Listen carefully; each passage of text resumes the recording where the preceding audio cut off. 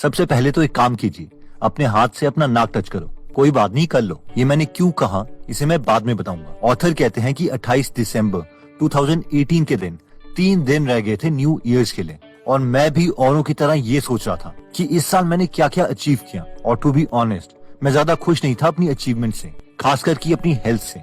मैं कोई भी न्यू ईयर रेजोल्यूशन नहीं लेना चाहता था क्योंकि मैं इन्हें कभी कंप्लीट कर ही नहीं पाया था। फिर एक टर्निंग पॉइंट मेरी लाइफ में आया जब मैंने खुद से प्रॉमिस किया कि मैं जो भी हो जाए मैं हर रोज पुशअप्स करूंगा। 100 नहीं, 10 नहीं, सिर्फ 1 पुशअप, लेकिन हर रोज। जब मैंने पहले दिन पुशअप करना स्टार्ट किया तो मैंने 1-2 के बजाय 20 से 30 पुशअप्स कर लिए, क्योंकि मैं उस पोजीशन पर ऑलरेडी था, और 30 मिनट तक एक्सरसाइज करता रहा। ये सिलसिला काफी दिनों तक चला। मैंने देखा कि जब भी मैं बड़ा टारगेट रखता हूँ तो उसे मैं स्टार्ट भी नहीं कर पाता, लेकिन छोटे टारगेट्स मुझसे हमेशा कंप्लीट हो जाते थे। मैंने अपने ब्लॉग में एक आर्टिकल भी लिखा था, 1 पुशअप चैलेंज, और ये बहुत फेमस हुआ। काफी लोगों ने उस चैलेंज को एक्सेप्ट किया और एक हेल्दी लाइफस्टाइल की तरफ अपनी जर्नी स्टार्ट की। और यहीं से मेरी रिसर्च स्टार्ट हुई, जिससे मैंने ये बुक भी लिखी, मिनी हैबिट्स, स्मॉल हैबिट्स, बिगर रिजल्ट्स। अब कई लोग सोचेंगे कि यार मेरे तो इतने बड़े गोल्स हैं और इतने छोटे एक्शन से तो हो बैठा कुछ। तो इसके लिए ऑथर 2 आर्ग्यूमेंट देते हैं। पहला, छोटे काम एक्चुअल में कंप्लीट करना बहुत आसान है बड़े कामों से। और सेकंड, हर रोज थोड़ा थोड़ा काम करना बहुत ज्यादा इम्पैक्ट क्रिएट करता है एक ही दिन बहुत ज्यादा काम करने से। आपको याद है कि वीडियो की स्टार्टिंग में मैंने आपको आपका नाक टच करने के लिए कहा था, और आई होप याद होगा और आपने अपना नोज टच भी किया होगा। अगर नहीं किया तो अभी कर लीजिए, ताकि हम इस पॉइंट को समझ सकें कि अगर हम किसी गोल के लिए बहुत कम रेजिस्टेंस रख लेते हैं तो उसे करने के लिए हमें विल पावर की जरूरत नहीं पड़ती और उसे करना बहुत आसान हो जाता है। इससे हम ये प्रूव कर सकते हैं कि मिनी हैबिट्स काम करती हैं। तो ऑथर बोलते हैं कि अब हमारा गोल ये है कि हम अगले 21 दिनों के लिए ये 8 स्टेप्स फॉलो करें, जिन्हें करने से हम कोई भी हैबिट खुद में ला सकते हैं। जिसमें स्टेप 1 कहता है choose your mini habit and habit plan. ये स्टेप कहता है कि अपनी मिनी हैबिट चूज करो। कोई ऐसी हैबिट चूज करो जो हमारी लाइफ में एक इम्पैक्ट क्रिएट कर सके। For example pushup, writing, dancing, going to the gym etcetera. हमें 4 से ज्यादा हैबिट्स पर एक साथ काम नहीं करना चाहिए, चाहे कुछ भी हो जाए। हम हाइब्रिड हैबिट्स को भी चूज कर सकते हैं, जैसे कि मैं हर रोज जिम जाऊंगा या एक सॉन्ग पर डांस करूंगा। मैं हर रोज एक पुशअप करूंगा या फिर मैं जिम जाऊंगा। मैं जिम जाऊंगा या फिर मैं जॉगिंग करूंगा। अब जैसे ही हमने डिसाइड कर लिया कि हमें करना क्या है, उसके बाद हमें अपने हैबिट को स्टूपिडली स्मॉल बनाना पड़ेगा, यानी इतना छोटा बनाना पड़ेगा कि हम उसे कभी भी मिस ना करें, चाहे हम वेकेशन पे हो, बहुत बिजी हो, कुछ भी।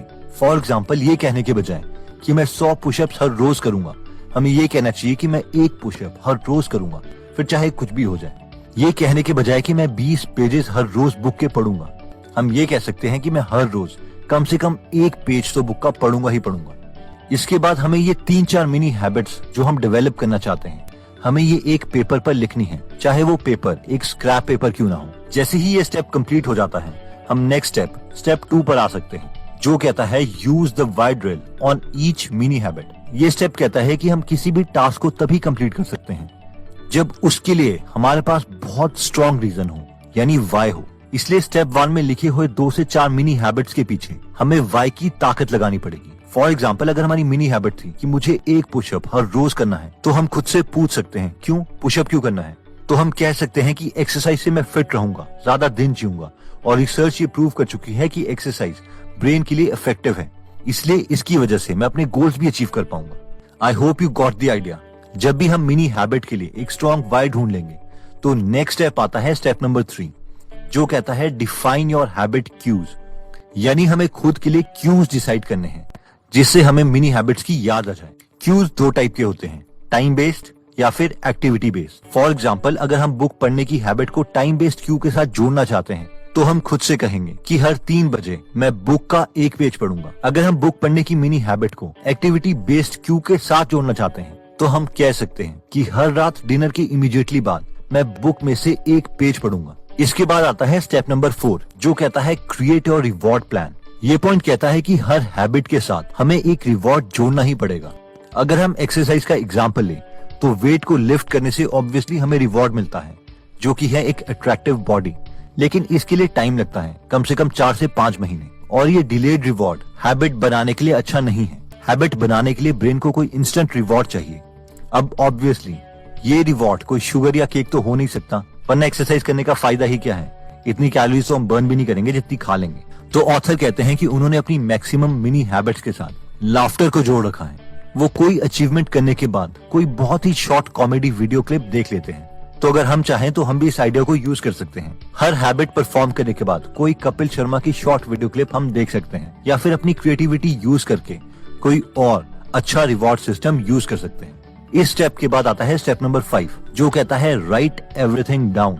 एक स्टडी में पता चला है कि जब भी हम कोई पॉजिटिव या नेगेटिव थॉट एक पेपर पे लिखते हैं तो उससे हमारे ब्रेन में ज्यादा इम्पैक्ट क्रिएट होता है। इस स्टेप को यूज करने के लिए काफी स्ट्रैटेजीज हैं, जैसे कि हम एक बड़ा कैलेंडर खरीद के अपने रूम में लगा सकते हैं और अपनी प्रोग्रेस ट्रैक कर सकते हैं। और जिस दिन हम अपनी मिनी हैबिट को परफॉर्म करेंगे उन डेज में हम बड़ा टिक या बड़ा क्रॉस लगा देंगे।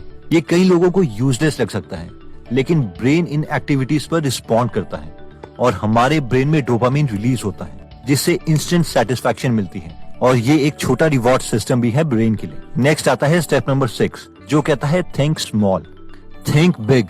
तो हमने बहुत बार कहावत सुनी है, लेकिन ये स्टेप कहता है कि थिंक स्मॉल। इस स्टेप का मतलब ये है कि हमने गोल तो बड़े ही रखने हैं, लेकिन एग्जीक्यूशन के लिए ये ध्यान रखना है कि हर रोज हम कम से कम एक छोटा स्टेप तो कंप्लीट करें ही करें।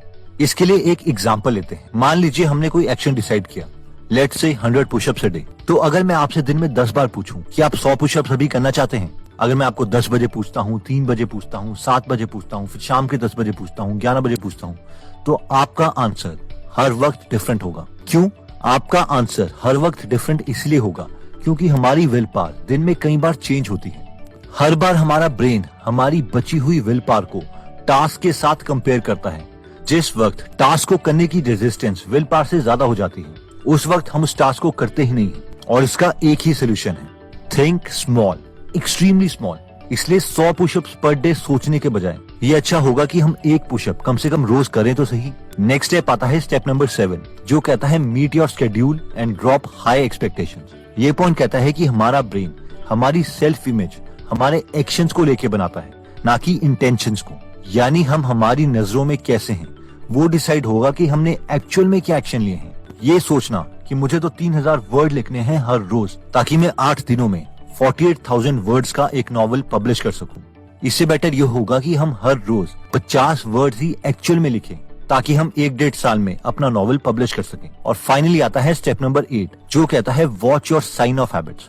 ये स्टेप कहता है कि इससे पहले हम नए हैबिट्स पर काम करें, हमें ये श्योर करना पड़ेगा कि पुराना बिहेवियर हमारा हैबिट्स में कन्वर्ट हो चुका है, वरना ये चीज काम ही नहीं करेगी। तो अब सवाल आता है कि हमें कैसे पता चलेगा कि हमारा कोई बिहेवियर एक्चुअल में हैबिट में कन्वर्ट हो चुका है। तो ऑथर बोलते हैं कि एक हैबिट के 6 साइंस हमें देखने पड़ेंगे, और ये हैं 1, नो रेजिस्टेंस। यानी हमें कोई काम आसान लगने लगा है तो मोस्ट प्रोबेबली वो हैबिट में कन्वर्ट हो चुका है। 2, आइडेंटिटी। यानी हम ये नहीं कहते आज मुझे रनिंग के लिए जाना है, हम रनिंग को अपने दिन का पार्ट ही समझते हैं और हम सोचते हैं कि मैं तो हर रोज ऐसा ही करता हूँ। 3, माइंडलेस एक्शन। यानी जैसे ही किसी एक्टिविटी को करने का टाइम आता है तो हम उसे कर देते हैं, हमारे और हमारे ब्रेन के बीच में कोई डिस्कशन नहीं होती कि वो टास्क करना है या नहीं। 4, हमें कभी दिन में टेंशन नहीं होती कि ओ यार आज तो शाम को मुझे पुशअप्स भी करने हैं। 5, नॉर्मलाइजेशन। यानी हमें कोई एक्साइटमेंट नहीं होती कि हमें कोई काम करना है क्योंकि अब वो डेली रूटीन बन चुका है। 6, दे आर बोरिंग। यानी अब हमें उस टास्क को करने में उतना मजा नहीं आ रहा क्योंकि हम उसे इतनी बार कर चुके हैं कि अब हमारे लिए वो टास्क बोरिंग हो चुका है। तो अगर हमें ये साइंस किसी एक्टिविटी में दिखाई देते हैं तो कॉन्ग्रेचुलेशंस, वो बिहेवियर हमारा हैबिट में कन्वर्ट हो चुका है और हम नेक्स्ट हैबिट्स पर काम कर सकते हैं। ऑल्दो अपनी बुक में ऑथर कहते हैं कि हमें कई हैबिट्स के लिए 21 दिन से ज्यादा या 21 दिन से कम भी लग सकते हैं, लेकिन कोई भी हैबिट बनाने के लिए हमें ये 8 स्टेप्स तो करने ही होंगे। और दोस्तों ये 8 स्टेप्स हमने देखे थे। Step number 1, choose your mini habit and habit plan. यानी सबसे पहले वो मिनी हैबिट्स चूज कर लो जो हम खुद में लाना चाहते हैं, जिससे हमारी लाइफ में सबसे बड़ा इम्पैक्ट क्रिएट होगा। Step number 2, use the why drill on each mini habit. यानी हर मिनी हैबिट के पीछे एक स्ट्रॉन्ग वाई ढूंढो, स्ट्रॉन्ग रीजन ढूंढो ताकि उस मिनी हैबिट को हम कंटिन्यू कर सके। Step number 3, define your habit cues. यानी ये डिसाइड कर लो कि किस टाइम या किस एक्टिविटी के बाद हम अपनी हैबिट परफॉर्म करेंगे। स्टेप 4, क्रिएट और रिवॉर्ड प्लान। यानी हमें ये डिसाइड करना पड़ेगा कि हैबिट के बाद हम खुद को क्या रिवॉर्ड देंगे। Step 5, write everything down. हर एक स्टेप को पेपर पर लिखो क्योंकि ये स्टडी से प्रूव्ड है कि लिखने से हमारा ब्रेन टास्क को ज्यादा सीरियसली लेता है। स्टेप 6, थिंक स्मॉल, यानी खुद से कमिटमेंट करनी है कि कुछ भी हो जाए, वेकेशन हो या एग्जाम्स हो, मिनिमम इतना टास्क तो मैं हर रोज करूंगा ही करूंगा। Step 7, meet your schedule and drop high expectation. अब नेक्स्ट कम से कम 21 दिनों तक हमें ये टास्क रोज करना है और हर हैबिट बहुत छोटी है, इसलिए करने में हमें कोई प्रॉब्लम नहीं होनी चाहिए। और फाइनली हमने देखा था स्टेप नंबर 8, जो कहता है watch your science of habits, यानी ये हमेशा चेक करते रहो कि हमारा बिहेवियर हैबिट में कन्वर्ट हुआ कि नहीं हुआ, और अगर अभी वो हैबिट में कन्वर्ट नहीं हुआ है तो नेक्स्ट हैबिट्स को अभी ट्राई मत कीजिए। दोस्तों, वो कहावत है ना कि हमारे थॉट्स हमारा बिहेवियर डिसाइड करते हैं, हमारा बिहेवियर हमारे एक्शंस डिसाइड करता है और हमारे एक्शन हमारी हैबिट डिसाइड करते हैं। और एक बार अगर हैबिट बन गई तो वो हमारी डेस्टिनी डिसाइड करेगी। तो अगर आप हैबिट्स को इंप्रूव करना चाहते हैं और हैबिट की साइंस को डिटेल में समझना चाहते हैं तो मैं रेकमेंड करूंगा कि आप atomic habit, power of habits और ब्रेन रूल्स बुक्स जरूर पढ़ें। अगर आप इन बुक्स की समरी हिंदी में फ्री में सुनना चाहते हैं तो आप गीगल ऐप डाउनलोड कर सकते हैं। अगर आप हमारी वीडियोस मिस नहीं करना चाहते तो हमारा पेज लाइक करने के बाद 3 डॉट्स के बटन को प्रेस करके फॉलो के बटन को सिलेक्ट कीजिए और फाइनली सी फर्स्ट के ऑप्शन को सिलेक्ट कर लीजिए। इससे आपको हमारी हर पोस्ट मिलती रहेगी। जय हिंद।